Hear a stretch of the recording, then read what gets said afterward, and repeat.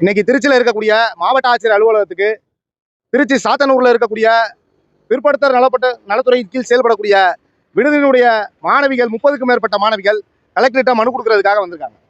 இந்திய மாணவர் சங்கத்தினுடைய தலைமையில கலெக்டர்கிட்ட கொண்டு போய் மனு கொடுக்கிறோம். அங்க இருக்கக்கூடிய 60 பேர் தங்கக்கூடிய ஒரு விடுதியில 120 மாணவிகள் தங்க வைக்கப்பட்டிருக்காங்க. உடனடியாக அவங்களை வேற ஒரு இடத்துக்கு மாத்துங்கன்னு சொல்லி இந்திய மாணவர் சங்கம் புகார் கொடுக்க போனா மாவட்ட ஆட்சியர் என்ன சொல்றாரு அப்படின்னா, நீங்க எதுக்கு கூட்டத்தை கூட்டிட்டு வரீங்கன்னு கேட்கிறாரு. நான் என்ன சொல்றேன், இந்தியாவினுடைய அரசியலமைப்பு சட்டத்துக்கு உட்பட்டவரா இல்லையா இந்த மாவட்ட ஆட்சியர்? அரசியலமைப்பு சட்டம் பேசுறதுக்கு உரிமை கொடுத்திருக்கு, போராட உரிமை கொடுத்திருக்கு. கலெக்டர் போராடவே கூடாதுன்னு சொல்ல முடியாது. நாங்க என்ன சொல்றோம் அப்படின்னா, எங்களுடைய பிரச்சனை என்னவோ அதை கேட்டு சரி செய்ய வேண்டிய பொறுப்பும் கடமையும் இங்க இருக்க மாவட்ட ஆட்சியருக்கு இருக்கு. இதுக்கு முன்னாடி இருந்த மாவட்ட ஆட்சியர்லாம் இப்படிதான் இருந்தாங்களா? நீங்க போராட்டம் நடத்துறவங்கள பேச விடாம மிரட்டக்கூடிய தோணியில மாவட்ட ஆட்சியர் செயல்படுவார் அப்படின்னா இந்திய மாணவர் சங்கம் இந்த மாவட்ட ஆட்சியரை கண்டித்து போராட்டம் நடத்த வேண்டிய தேவை இருக்கும்.